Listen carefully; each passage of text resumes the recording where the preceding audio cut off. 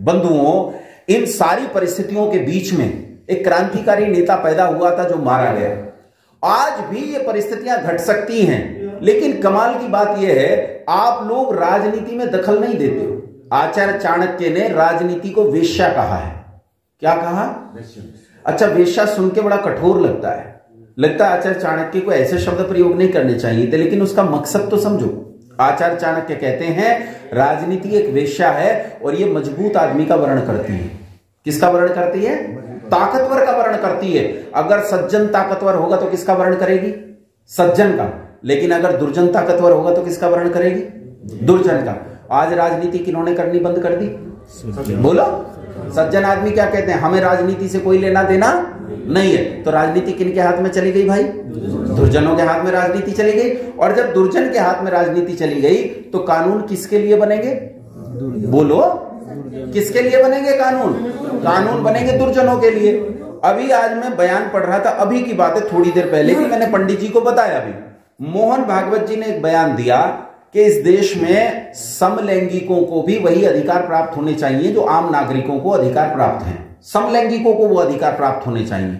कमाल की बात है, समलैंगिकों का वो पक्ष ले रहे हैं कि समलैंगिक होना कोई बुरी बात नहीं। भाई ये तो मैं मान सकता हूं किसी में जन्मजात कोई विकृति आ गई है, जैसे मान लो किन्नर पैदा हो जाते हैं, है ना, ट्रांसजेंडर पैदा हो जाते हैं, तो उनमें कोई विकृति आ गई है तो इसमें उनका कोई दोष नहीं है। लेकिन क्या उन्हें समाज में कुकृत्य करने के लिए छोड़ देना चाहिए? है?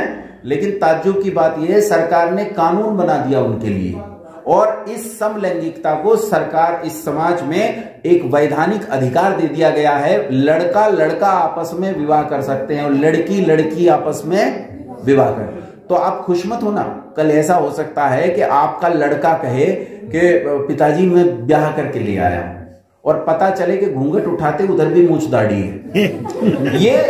ये सहज बात है आज इस देश में, क्योंकि इसके लिए कानून बन गया है। कानून कौन बनाएगा? ऐसा कानून कौन बनाएगा? कौन बनाएगा ऐसा कानून? देखो, वैसे ये वीडियो चल रही है और ऐसी बात कह देने से मुझ पर एक और मुकदमा ठुक सकता है। पहले भी 10 से ज्यादा मुकदमे मुझ पर चल रहे हैं, पर चलो कह देते हैं, जो होगा सो देखा जाएगा। पंडित नेहरू कैसे मरे थे तुम जानते हो? बताओ कैसे मरे थे पंडित नेहरू? हैं ना, सिफिलिस से मरे थे। उस समय तो एड्स की तो इतनी जानकारी नहीं थी, वो सिफिलिस से मरे थे। सिफिलिस एक रोग होता है। सिफिलिस एक ऐसा रोग होता है जो गंदे से मैं कह नहीं सकता है, कन्याएं बैठी हैं, कन्याएं नहीं होंगी तो फिर किसी अवसर पर जरूर बताऊंगा। जो आदमी घिनौने से घिनौना काम कर सकता है चारित्रिक दोष में, उस घिनौने काम से सिफिलिस रोग होता है, और उस सिफिलिस रोग से पंडित जवाहरलाल नेहरू मरे थे। तो ये कानून कौन बनाएगा? ये कानून वही बनाएगा जिसकी उस प्रकार के कामों में रुचि होगी। भाई शराब के हित में कानून कौन बनाएगा? शराबी। हमने एक शराब के खिलाफ आंदोलन चलाया, तो एक शराबी हमारे पास आया और आकर मेरे पैर पकड़ लिए। मुझसे बड़ा था, मेरा नाम लेकर बोलता है, मतलब बचपन से मुझे जानता है। तो मेरा पैर पकड़ कर मुझे बोला कि छोटे भाई देख, मैं तुझे बहुत मानता हूं, लेकिन ये शराब का धरना उठा ले। मैंने कहा क्यों, क्या समस्या? बोले बस मैं तेरे आगे हाथ जोड़ता हूं, तेरे पैर पकड़ता हूं, ये शराब का धरना उठा ले। अच्छा, हमने कहा तू जा। हमने उसकी बात नहीं सुनी, तो वो शराब के ठेके के सामने गया, वहां कुछ फूल चढ़ाए, साष्टांग प्रणाम किया। नोटंकी सी कही, एक टीवी वाला भी आया था, उसने उसकी वीडियो भी बना दी थी, टीवी पे भी चलाई थी। उसके बाद वो वापस मेरे पास आया, आके बोला तुझे पता है शराब देश को क्या देती है? मैंने कहा मौत देती है, कैंसर देती है, बर्बादी देती है, देश को सब कुछ खराब करती है। बोले देश को रिवेन्यू देती है, रिवेन्यू। और उसने मुझे बताया कि कितने लाख करोड़ रुपए का रिवेन्यू शराब से आता है, और जितनी सड़कें बनती है, इंफ्रास्ट्रक्चर बनता है, यहां तक कि एजुकेशन में जो सैलरी जाती है, वो सैलरी शराब के रिवेन्यू से जाती है। उसने मुझे उसके रिवेन्यू को, टोटल रिवेन्यू कितना है, उसका विभाग कितना कितनी जानकारी थी उस आदमी को। अब ये बताओ, अगर ये आदमी प्रधानमंत्री बन जाए तो ये कौन सा कानून बनाएगा? शराब को बंद करने का कि शराब को बढ़ाने का? बताओ। अगर गुंडा आदमी प्रधानमंत्री बन जाएगा तो समाज में कैसी व्यवस्थाएं लागू करेगा? गुंडई की व्यवस्थाएं लागू करेगा। इसलिए बंधुओं, आपसे आज लाल बहादुर शास्त्री के इस बलिदान दिवस पर एक अपील करता हूं कि अपने बीच में लाल बहादुर शास्त्री को पैदा करने का काम करो। पिछले दिनों कम से कम ऐसा हुआ कि हिंदुओं में एक एकजुटता आई है, उस एकजुटता को बनाए रखने की कोशिश करो। लेकिन कोशिश करने का मतलब यह नहीं है कि कांग्रेस की तरह फिर कोई कांग्रेस पैदा हो जाए। मैं आपको बताता हूं कांग्रेस कौन थी। कांग्रेस वो थी जिसमें लाला लाजपत राय ने काम किया। कांग्रेस वो थी जिसमें स्वामी श्रद्धानंद सरस्वती ने काम किया। कांग्रेस वो थी जिसमें आर्य समाज के 80% नेताओं ने काम किया। ये ओम प्रकाश त्यागी वगैरह भी शायद कांग्रेस में ही थे, ये कांग्रेस में ही थे सब लोग। तो इतने लोगों ने, यहां तक कि प्रकाशवीर शास्त्री जैसे लोगों का भी कांग्रेस से नाता रहा है। ऐसे लोगों ने कांग्रेस, धारा 370 के खिलाफ आवाज बुलंद करने वाला प्रकाशवीर शास्त्री, आज भी उसके दस्तावेज उपलब्ध हैं। आप उठाकर उन दस्तावेजों को पढ़ोगे तो हतप्रभ रह जाओगे।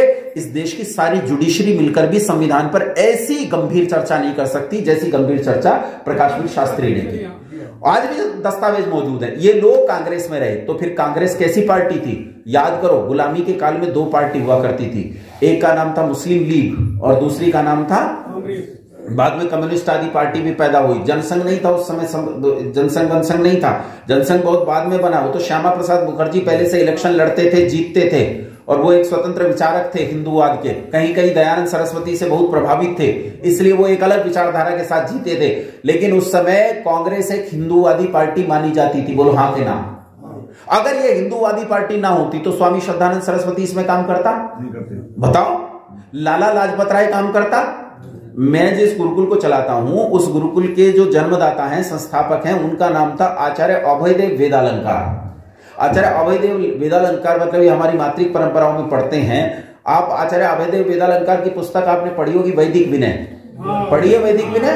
हाँ, आचार्य अभयदेव वेदालंकार रुड़की में आंदोलन करते हुए जेल गए और जेल काटी। स्वामी श्रद्धानंद सरस्वती के बहुत चहेते शिष्य थे। ये सब किसके साथ थे? ये सब कांग्रेस के साथ थे। कांग्रेस ने चरित्र बदला और आज कांग्रेस एक मुस्लिम पार्टी की तरह व्यवहार करती है। बोलो हाँ के ना? करती। कल सुधर जाए बहुत अच्छी बात है, लेकिन अभी तो करती है कि नहीं करती है? अच्छा ये बताओ, क्या भाजपा का चरित्र नहीं बदल सकता? बोलो, कोई गारंटी है कि नहीं बदलेगा? बदल सकता है। अब तो पिछले दिनों मोहन भागवत जी ने बयान भी दिया था कि बिना मुसलमानों के हिंदुत्व तो पूरा नहीं होता, सबका डीएनए एक है। कहा था नहीं कहा था? सबका डीएनए। अभी पिछले दिनों क्रिसमस भोज भी दिया। उससे पहले एक वो भी था, एक राष्ट्रीय मुस्लिम मंच बनाया हुआ है। वो बनाया हुआ, देखो मैं पक्ष में हूं, खिलाफ नहीं हूं, लेकिन मैं ये कहता हूं अगर आप नजर नहीं रखोगे अपने देश की चीजों पर, मैं आपसे बस इतना कह रहा हूं, लाल बहादुर शास्त्री की मृत्यु से ये सीख लेने की जरूरत है कि आप समाज से इतने अछूते ना हो जाओ कि समाज की दौड़ से बाहर हो जाओ। मैं आपसे पूछना चाहता हूं, उत्तर देना मुझे पीछे तक। अभी प्रधानमंत्री जी ने एक बयान दिया, आपने सुना क्या बयान? आर्य समाज के बारे में बयान दिया। क्या बयान दिया है? उन्होंने किसे कहा? अरे आपको कहा है ये, नहीं किसे कहा है ये? किसके लिए कहा? लोग बड़े खुश हो रहे हैं, लेकिन उस बयान को ध्यान से पढ़ने की कोशिश करना, फिर से सुनना उस बयान को, फिर से पढ़ना उस बयान को। उन्होंने कहा है कि 200 साल पूरे होने जा रहे हैं ऋषि दयानंद को, 150 साल पूरे होने जा रहे हैं आर्य समाज को। शोध करने की जरूरत है। शोध मतलब तुम्हें खुद को समझने की जरूरत है। कौन थे, क्या हो गए और क्या होंगे, अभी तुम्हें खुद को समझने की जरूरत है। वो आपको कह रहे हैं, ये बहुत बड़ी बात है। जानते हो एक प्रार्थना चलती है आरएसएस में, संघ में एक प्रार्थना चलती है, नमस्ते सदा वत्सले मातृभूमि त्वया 30 साल पहले जाओ, यहां पंक्ति थी त्वया आर्य भूमि सुखम वर्धितो हम। ये ज्यादा पुरानी बात नहीं है, 30 साल पुरानी पुस्तकों में आपको मिल जाएगा। त्वया आर्य भूमि सुखम वर्धितो हम, आज वो बदल दिया, कहते हैं त्वया हिंदू भूमि सुखम वर्धितो हम। इसमें मुझे कोई आपत्ति नहीं है अगर आज हिंदू शब्द एक्सेप्ट कर लिया गया है, हालांकि उसके अर्थ अच्छे नहीं हैं, लेकिन अगर वो एक्सेप्ट हो गया है तो मैं मानता हूं भाषा एक प्रचलित वस्तु होती है और ये धीरे धीरे अपने रंग रूप और अर्थ बदलती है।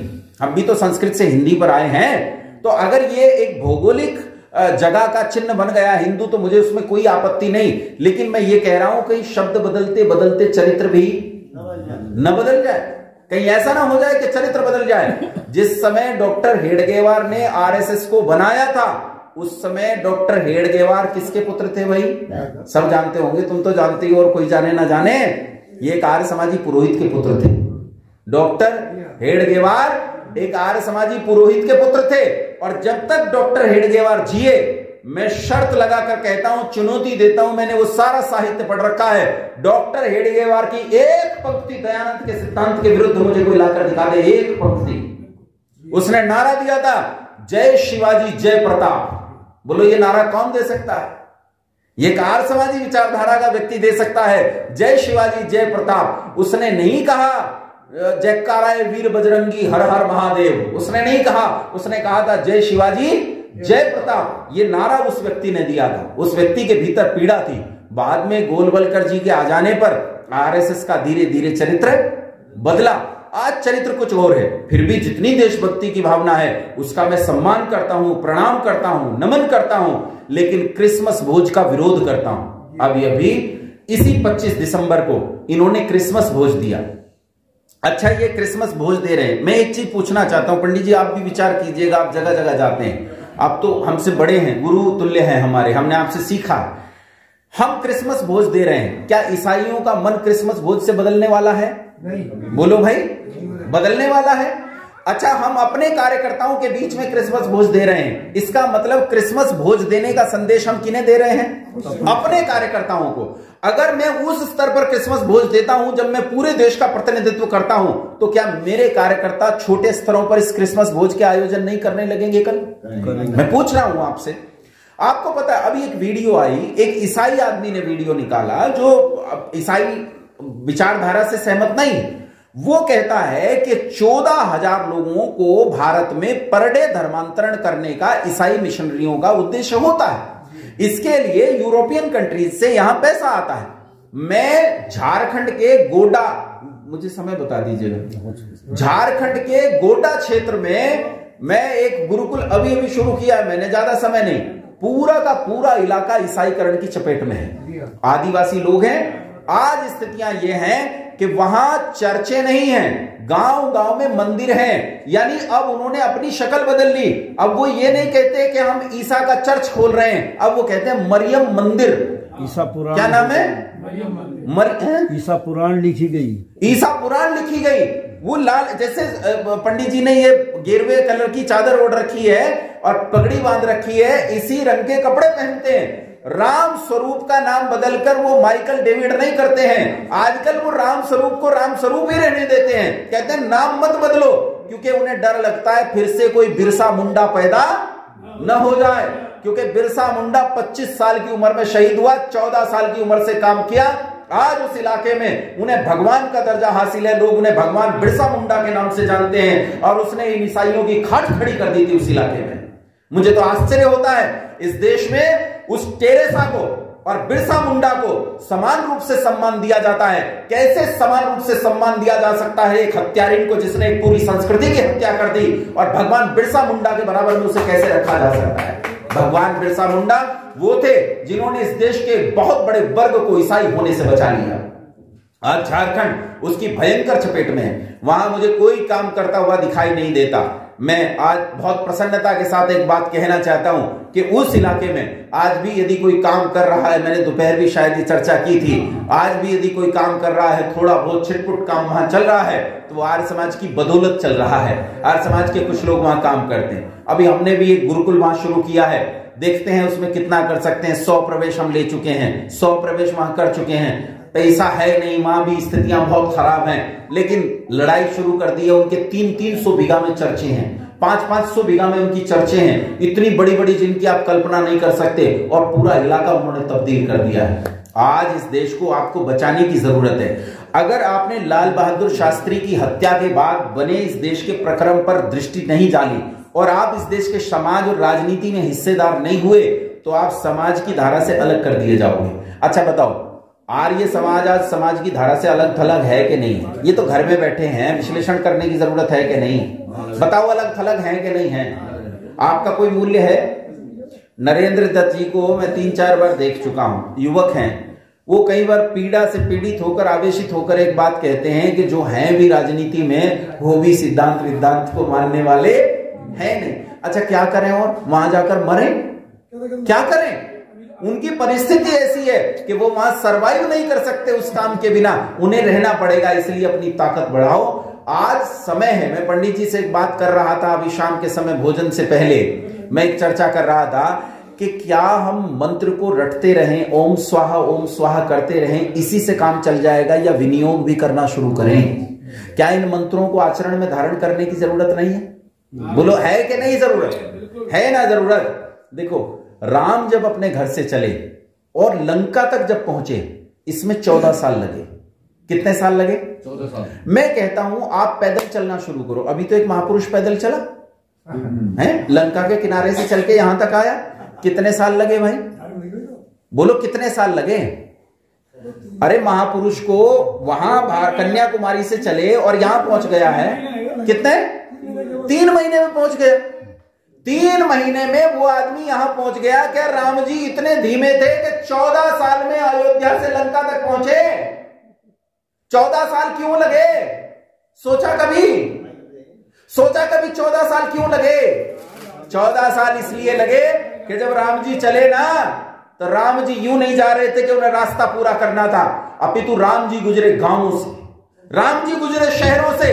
बस्ती में पांव नहीं दिया, लेकिन उन्होंने गांव के हालात देखे। जहां पाठशालाएं नहीं थी वहां पाठशालाएं शुरू करवाई, जहां वेदशालाएं नहीं थी वहां वेदशालाएं शुरू करवाई, जहां शोधशालाएं नहीं थी, अनुसंधान केंद्र नहीं थे वहां अनुसंधान केंद्र शुरू करवाए, जहां फैक्ट्रियां नहीं थी वहां फैक्ट्रियां बनवाई, जहां सड़कें नहीं थी वहां सड़कें बनवाई, जहां पुल नहीं थे वहां पुल बनवाए, जहां डैम नहीं थे, बांध नहीं थे वहां बांध बनवाए। देखा किस किस गांव में बिजली नहीं है, कौन इलाके हैं जो वर्तमान की आधुनिक सुख सुविधाएं से वंचित हैं, वहां तक सुख सुविधाएं कैसे पहुंचेंगी। लोगों को जागरूक किया, उन्हें खड़ा किया, उन्हें पढ़ाया, उन्हें शास्त्र दिए, उन्हें शस्त्र चलाना सिखाया और पूरे देश में घूमते हुए निकले। सोचो, इसी बीच में उन्होंने सुबाहु को मारा। खाना बोलते रहो, विश्वामित्र के टाइम से उठा लेना। सुबाहु को मारा, मारीच को मारा, ताड़का को मारा, खरदूषण को मारा। खरोड़दूषण थे ना, एक और थी, वो कौन माता जी? शूर्पणखा है, उसकी पिटाई करी। ऐसे कितने राक्षसों के नाम आते हैं, सबको मारा। ये कौन थे? ये कौन थे? अरे ये वे थे जो इन्फिल्ट्रेट करके पाकिस्तान की सीमा पार करके लाइन ऑफ कंट्रोल तोड़ के देश के भीतर आकर सांसदी का इलेक्शन जीत गए थे और इस देश के अंदर सांसद बने हुए थे। खरदूषण के अपने राज्य थे कि नहीं थे? सांसद थे कि नहीं थे? ये असदुद्दीन ओवैसी कौन है? ये अकबरुद्दीन ओवैसी कौन है? ये कहां से आया है? ये इस देश में आज सांसद है, ये छत्रप बन गए हैं, इस देश का इलाका कब्जा कर लिया है। राम जी ने ये अच्छे से नजर दौड़ाई कि रावण वहां से मेरे देश को बर्बाद नहीं कर रहा है, उसने इस देश के भीतर अपने लोगों को छोड़ रखा है। वो मेरे देश की राजनीति में घुस गए हैं, पहले इसकी सफाई करनी पड़ेगी। लेकिन समस्या ये थी कि असदुद्दीन ओवैसी को तीर से नहीं मारा जा सकता था, उसके पास एक बहुत बड़ा वोट बैंक था। बोलो, था कि नहीं था? पहले इस वोट बैंक का दिल में जीतना था। पहले वो उनके बीच में गए, उनके बच्चों को शिक्षा दी, उन तक औषधियां पहुंचाई, उनके बीच में हॉस्पिटल खुलवाए, जगह जगह एम्स की स्थापना की। उन्होंने उनके बीच में यूनिवर्सिटीज और पाठशालाएं खुलवाई, जिन्हें उनका भाई पीछे से बैक कर रहा था। और जब जनता को जीत लिया, तब इन छत्रपों को मार डाला युद्ध के मैदान में। और तब आखिर में नंबर आया किसका? जिसके घर में जाकर मारा था, रावण का। बोले भैया तेरे बाकी तो निपटा दिए, अब सहयोग कहां से मिलेगा? कहीं से कोई सहयोग नहीं मिलेगा। समुद्र पार किया, लंका को घेरा और कुल सहित जलाकर मार डाला। मारा था कि नहीं मारा था? राम जी अगर राजनीति कर सकता है तो बोलो तुम्हें राजनीति करनी चाहिए कि नहीं करनी चाहिए? या भारत जोड़ तोड़ यात्रा में लगे रहोगे, या इनके हाथ में छोड़ दोगे? जो तुम्हें वो कहते हैं, क्या नाम कहते हैं, वो कौन सा अभी भोज मनाया इन्होंने, क्रिसमस भोज है। अच्छा, ये कहते हैं राष्ट्रवादी मुस्लिम मंच। में आपसे पूछता हूं, क्या मुसलमान राष्ट्रवादी हो सकता है? कुछ लोगों को लगता है नहीं हो सकता। एक प्रश्न का उत्तर दे दो, बस सारे प्रश्नों का उत्तर हो जाएगा, मेरी बात समझ में आ जाएगी। भारत और चीन में युद्ध हो जाए, हो सकता है भारत का मुसलमान भारत का साथ दे। भारत और ब्रिटेन में युद्ध हो जाए, हो सकता है भारत का मुसलमान भारत का साथ दे। अगले प्रश्न का उत्तर दे देना, अगर मक्का और भारत में युद्ध हो जाए, बोलो भारत का मुसलमान किस ओर जाएगा? बोलो, जा सकता है कभी? क्या राष्ट्रवादी हो सकता है? कभी राष्ट्रवादी नहीं हो सकता भैया। उनका सीधा मकसद है दारुल हरब को दारुल इस्लाम में तब्दील करना।